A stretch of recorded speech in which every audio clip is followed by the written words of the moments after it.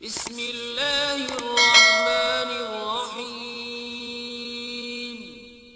شروع اللہ کے نام سے جو بڑا مہربان نہایت رحم والا ہے۔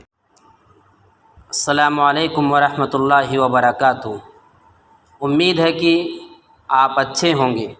میں محمد نسیم ندوی آج فی المختارات اول کا تیسرا سبق لے کر آپ کی خدمت میں حاضر ہوا ہوں۔ ہمارا دوسرا سبق وشر المآکل مال الیتیمی پر ختم ہو گیا تھا۔ آج کا سبق والسعید من وعظ بغیرہ سے سبق شروع ہو رہا ہے۔ والسعید من وعظ بغیرہ، سعید جمع سعدا کے معنی آتے ہیں خوش بخت، اور وعظ یعظ وعظا وعظۃ کے معنی آتے ہیں واعظ و نصیحت کرنا۔ والسعید من وعظ بغیرہ، اور نیک بخت وہ ہے جو دوسروں سے نصیحت حاصل کرے۔ کہنے کا مطلب یہاں پر یہ ہے یعنی کہ دوسروں کے انجام کو دیکھ کر عبرت حاصل کرے، ان کی حالت کو دیکھ کر نصیحت حاصل کرے۔ والشقی من شقی فی بطن امہ، شقی جمع اشقیہ کے معنی آتے ہیں بدبخت، اور شقیہ یشقا شقان کے معنی بدبخت ہونا، بدحال ہونا۔ بطن جمع بطون کے معنی آتے ہیں پیٹ، جمع امہات کے معنی ماں۔ والشقی من شقی فی بطن امہ، اور جو اپنی ماں کے پیٹ میں بدبخت تھا وہ بدبخت ہے، اور بدبخت وہ ہے جو اپنی ماں کے پیٹ میں بدبخت تھا۔ یہ سب اس کی تقدیر میں لکھا ہوا تھا، اور جس کی تقدیر میں جو لکھا ہوا ہو وہ ہو کر رہے گا۔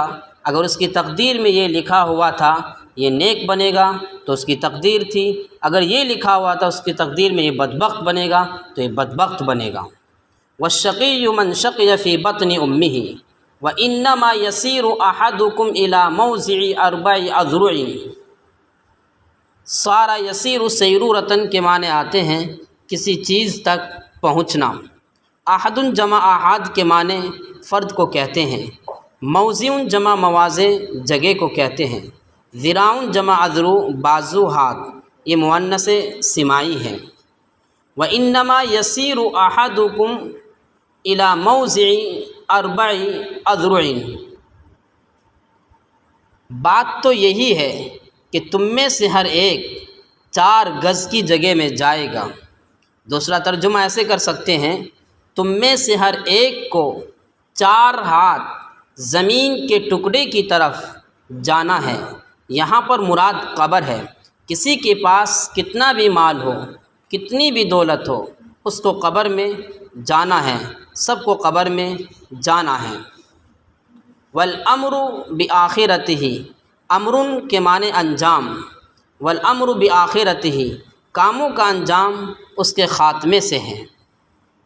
والامر بآخرتہ، اور معاملے کا دار و مدار اختتام کے ساتھ ہے، یہاں پر مراد آخرت ہے۔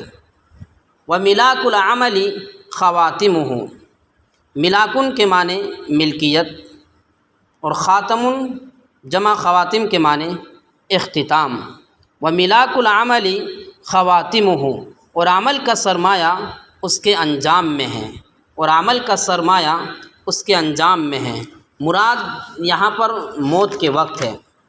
وشر الروایا روایا الکذب، کذب کے معنی جھوٹ، اور رویۃ جمع روایا کے معنی روایت، اور وشر الروایا روایا الکذب، اور بدترین روایت جھوٹی روایت ہے، اور بدترین روایت جھوٹی روایت ہے۔ وکل ما هو آت قریب، وکل ما هو آت قریب، اتی یاتی اتیانا کے معنی آنا۔ وکل ما هو آت قریب، اور ہر آنے والی چیز قریب ہے، اور ہر آنے والی چیز قریب ہے، یہاں پر مراد قیامت ہے۔ وسباب المؤمن فسوق وقتال المؤمن کفر، سباب کے معنی گالی دینا، سبا یسبو سبن کے معنی گالی دینا، اور فسقہ یفسق فسوقاً کے معنی گمراہ ہونا۔ مومن کو گالی دینا گناہ ہے اور مومن کو قتل کرنا کفر ہے۔ وَأَكْلُ لَحْمِهِ مِن مَعْصِيَةِ اللَّهِ، لحم جمع لحوم کے معنی گوشت، معصیت جمع معاصی کے معنی گناہ۔ وَأَكْلُ لَحْمِهِ مِن مَعْصِيَةِ اللَّهِ، اور اس کا گوشت کھانا اللہ تعالیٰ کی نافرمانی ہے۔ یہاں پر مراد غیبت ہے۔ وَحُرْمَةُ مَالِهِ كَحُرْمَةِ دَمِهِ، وَحُرْمَةُ مَالِهِ كَحُرْمَةِ دَمِهِ، اور اس کے مال کی حرمت اس کے خون کی حرمت کی طرح ہے۔ جس طریقے سے اس کے مال کی حرمت ہے، اور اس کی مثال ایسے دی گئی ہے جیسے کہ دوسرے انسان کے خون کی حرمت ہے، یعنی کہ آپ کسی کا خون، یعنی کسی کو قتل نہیں کر سکتے، کسی کا خون نہیں بہا سکتے، ایسے ہی آپ کو اس کے مال کی عزت کرنی چاہیے، اس کے مال کی حفاظت کرنی چاہیے۔ وَمَن يَتَعَلَّ عَلَى اللَّهِ يُكَذِّبْهُ،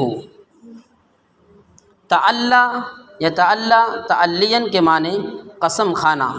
یہاں پر ایک بات سمجھنے کی ہے، اور وہ بات سمجھنے کی یہ ہے کہ یہ من جو استعمال ہو رہا ہے، یہ من یہاں پر شرطیہ ہے، جواب شرط کے طریقے سے استعمال ہوگا۔ اس کا طریقہ یہ ہوتا ہے کہ جملہ شرطیہ دو جملوں سے مل کر پورا ہوتا ہے، پہلے کو شرط کہتے ہیں اور دوسرے کو جزا کہتے ہیں۔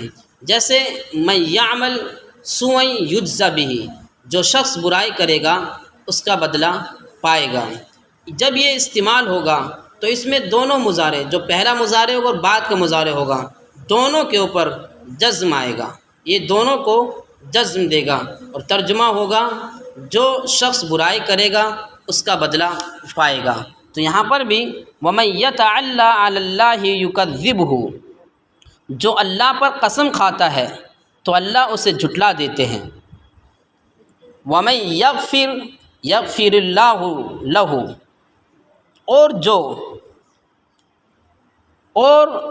جو اللہ تعالیٰ جو لوگوں کو معاف کر دیتا ہے، وَمَن يَغْفِرْ، اور جو لوگوں کو معاف کر دیتا ہے، يَغْفِرِ اللَّهُ لَهُ، تو اللہ تعالیٰ اسے معاف کر دیتے ہیں۔ وَمَن يَعْفُ يَعْفُ اللَّهُ عَنْهُ، عفا یعفو عفواً عن صلے کے ساتھ آتا ہے، درگزر کرنا، اور جو درگزر کرتا ہے اللہ اس سے درگزر کرتے ہیں۔ وَمَن يَكْظِمْ الْغَيْظَ يَأْجُرْهُ اللَّهُ، کظم یکظم کظمن کے معنی غصے کو پی جانا، اجر یأجر اجرن کے معنی بدلہ دینا، اور جو غصے کو پی جاتا ہے اللہ اس کو اس کا اجر دیتے ہیں۔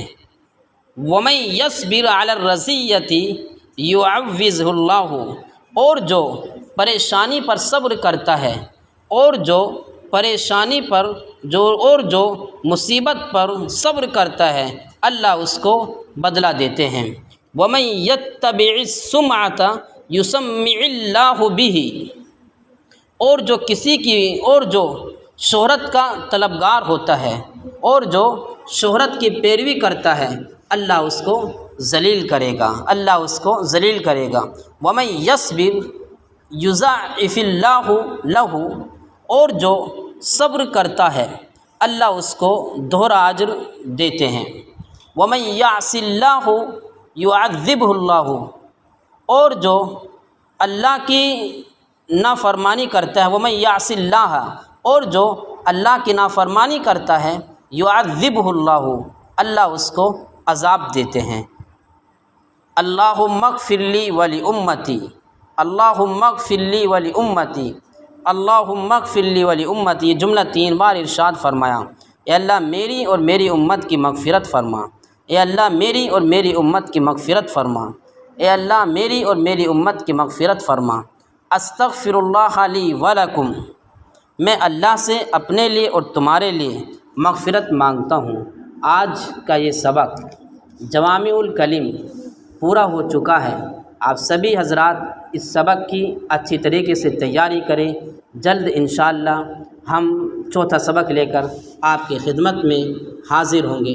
السلام علیکم ورحمۃ اللہ وبرکاتہ۔